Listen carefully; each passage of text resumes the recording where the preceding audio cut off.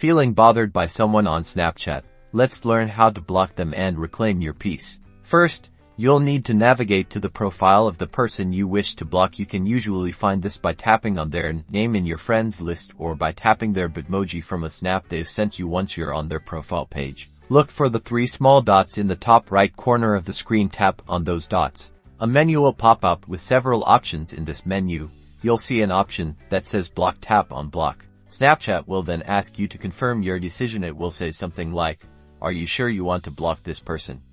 You'll also see options to report them if needed. For this tutorial, we're just focusing on blocking. To proceed, tap the block button on this confirmation pop-up. And that's it. You've successfully blocked them. They will no longer be able to see your stories, snap you directly, or view your profile unless you unblock them later. Blocking is a great way to manage your Snapchat experience and ensure you're only interacting with people you want to. If you ever change your mind, you can always go back to their profile or your privacy settings to unblock them. Take control of your Snapchat privacy.